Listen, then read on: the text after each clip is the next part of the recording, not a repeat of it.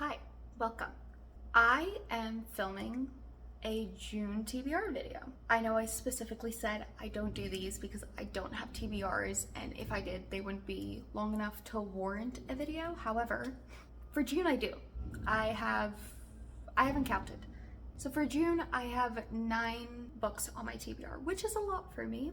I don't know if I'm going to get to them all, and I don't even know if I'm going to get to these ones or if I might change them out, but this is what they are for now. I thought since there are so many, I might as well just make a video out of it and let you guys know. Plus, I kind of want to try these. I've never made one of these before, so I thought it'd be fun. So the first book on my TBR is one that I actually started yesterday, and it was an impulse buy. So it is The Writing Retreat by Julia Bartz, and after finishing the guest list, I was like, you know what? I haven't been in the mood to read something in a hot second. I've just kind of been like reading whatever, and normally I'm a mood reader. But the guest list put me in a thriller mood, so I was like, you know what? I haven't done this in a while. I'm just gonna impulse buy something and read it. Put some of my other stuff on the back burner, like Heir of Fire, because I'm not really enjoying it that much anyway. But I'm very excited. I'm about 25 pages in, and it's been great so far, so I think... Okay, it hasn't been great so far. It's been May so far, but I'm so excited for it. And I'm gonna tell you what it's about. So the main girl, her name is Alex. She goes to a month-long writing retreat, which is hosted by her favorite author and idol, Rosa Vallo, and she is a feminist horror writer. But then her ex-bestie and current rival is also going to this retreat, so she's like freaking out a little bit. But then she finds out during the retreat that they have to write a novel from scratch, and we find out she has like major writer's block. But the winner gets a book deal. I think it's like 6 figures or something. Like, it's a big book deal. So obviously she really wants to do it, and she like settles down and gets to writing and does her best. But while this is happening and she's trying to focus on her work, there's weird things happening at the mansion that they're staying at. Rosa, her idol author, is completely erratic. Her ex-bestie Ren is playing mind games with her, and the mansion might be haunted. Not the haunted might be mansion, but the mansion might be haunted, which I didn't read the back. My boyfriend did. I didn't realize there was going to be ghosts. I can't read this at night. So then one of the 4 writers in this competition goes missing, and Alex, our main girl, has to solve everything and try and get out of the situation safely. Just by the way, nothing here will be spoilers. Like, this is literally just me summarizing the backs of the books and then maybe adding a little bit of tidbits from if I've started reading it, so don't worry.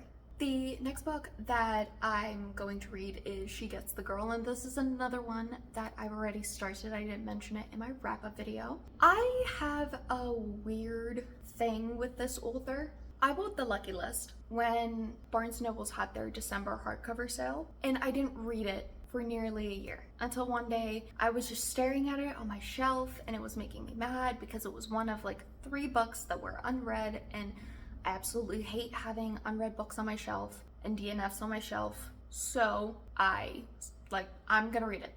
I'm just going to pick it up. So I picked it up and I read it, and I think I read it at like the perfect time because I absolutely loved it. It was a slow start, but once I was invested, I was so invested. I believe I gave it 5 stars or 4. It was up there with the favorites. And then I found out that they have this one, which is not a sequel, but it has the same cover, so I'm gonna say it's a sequel kind of book. And I was like, it's sapphic.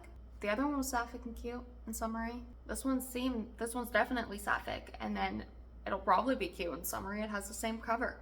So that's how I judge my books, by the way. It's very unhinged. I decided to pick it up. I am reading this for a video, actually, because it's been one of those books where I've just never been in the mood to read it, but I'm also irritated because I want to read it. I just haven't been in the mood. So then I was like, screw it. I'm just gonna add this to a book for a video because then I have to read it. So basically what this book is about is Alex, our main girl, has to prove to her kind of sort of girlfriend, who isn't really her girlfriend because it broke up, but she still wants to date, so she's, yeah.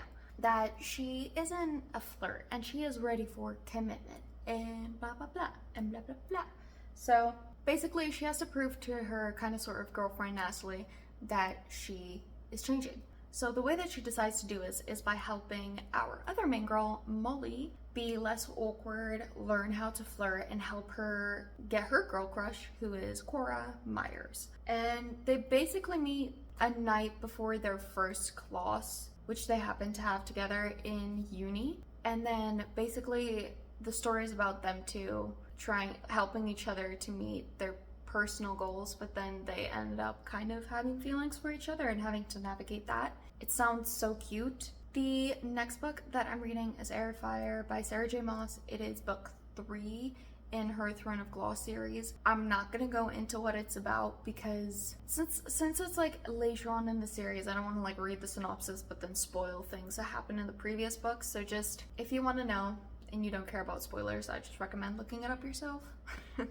But like I mentioned in, I think my wrap-up video or just earlier in this video, I'm struggling with it because Crown of Midnight just put me off. I'm really hoping to get back into it. I really want to take a day next week and just like sit down and force myself to read it. After my screen time video, I've also like limited my screen times a lot and I'm trying to lessen that. So I'm hoping less screen time, more reading time and stuff like that. So we're gonna see. We're hoping for the best.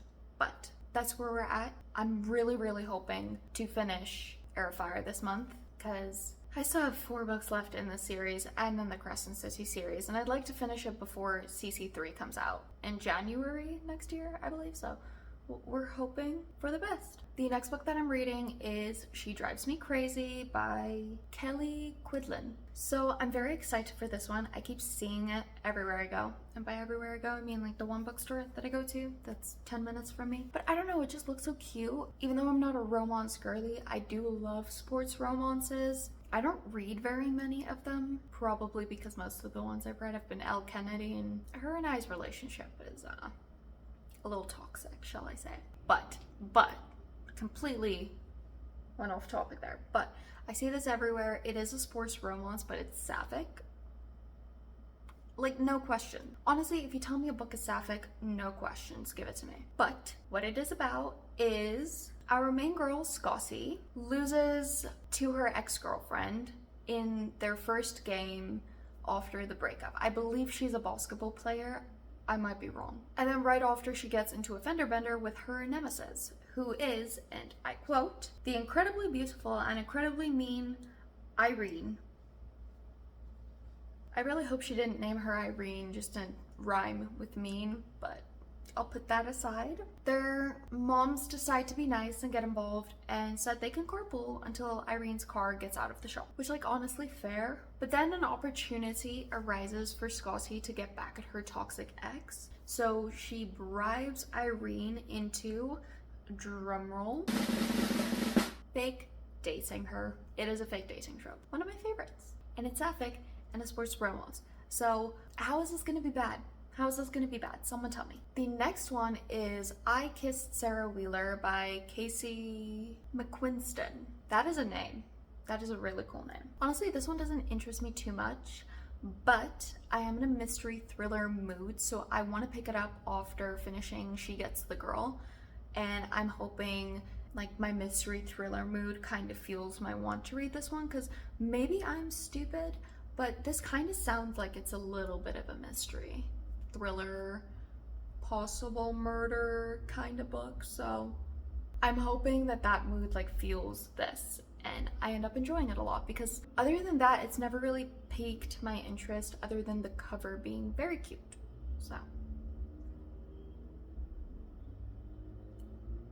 So what it's about, our main girl, Chloe Green, moved from Southern California to Alabama for high school, and she now attends the puritanical administration of Willgrove Christian Academy. Her main goal is to win valedictorian, but there's one person in her way, and that is the one and only Sarah Wheeler. But then a month before graduation, Sarah Wheeler kisses Chloe and disappears.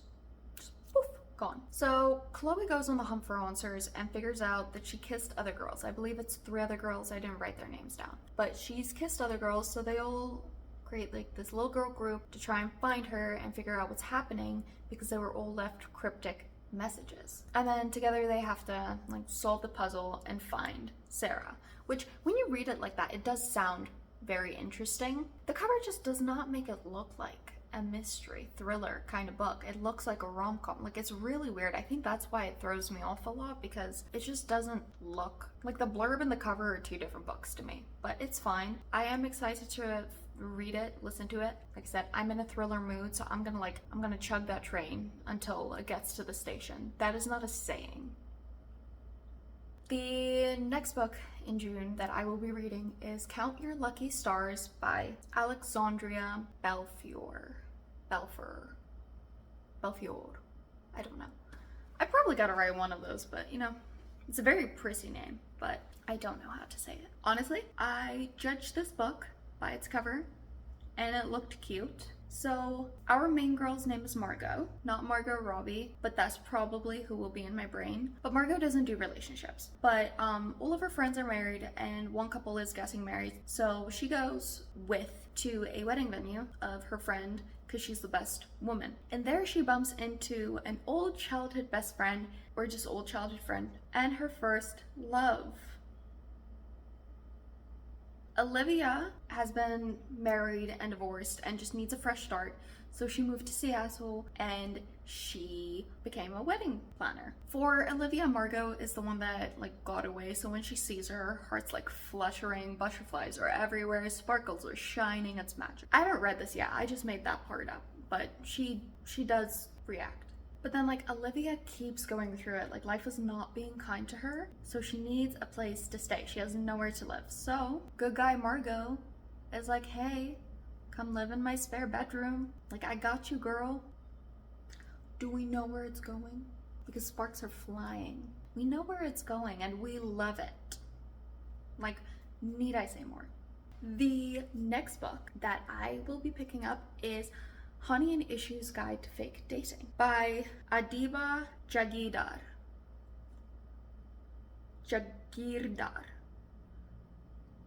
I hope I said that right. So this is another one that kind of like didn't really pique my interest. I saw the cover maybe a year ago. I added it to my library and then just never looked at it again. I was like, you know what?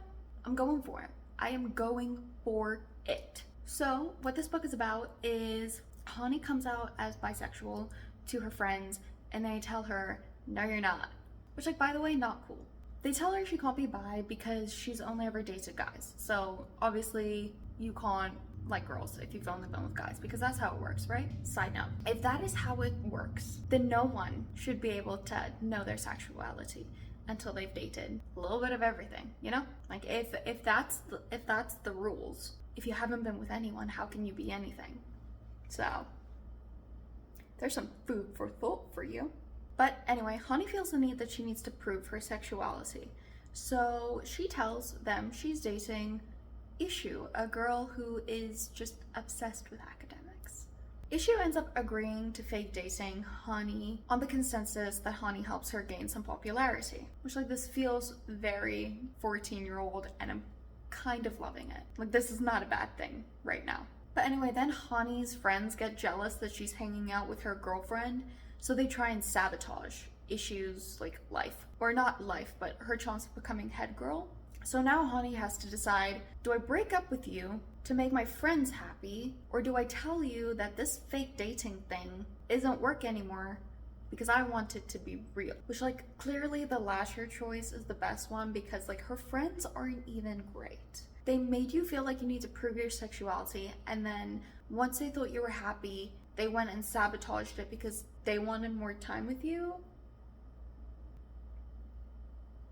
I don't know, I feel like it's an obvious choice to make, but what do I know? The next book, the 8th book on my TBR, is Queen of Shadows by Sarah J. Maas. I'm really hoping to finish Heir of Fire and get started at least with Queen of Shadows, because like I said, I do want to finish the series. I had some gift cards, so I now officially own the whole series, except for Assassin's Blade that I really don't care about. I doubt I'll finish Heir of Fire this month at the rate that it's going right now, but my hopes are high. My original goal was to try and finish a book a month, so 7 books, 7 months. plus 2 more, so 9 months to read every single book that I need to before January. And I started in March-ish, like mid to end March, so made sense in my brain, but I'm falling behind, so I'm really hoping to finish and get started with Queen of Shadows. And then the Lost book, I really do want to start if the mood strikes. I do have Kindle Unlimited for a little bit longer, until August, so I want to read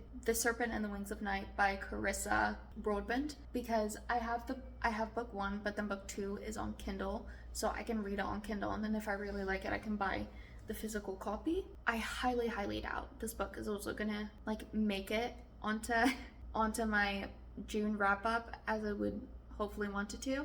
However, my hopes are high. You know, it's better to have too much than too little. No, it's not.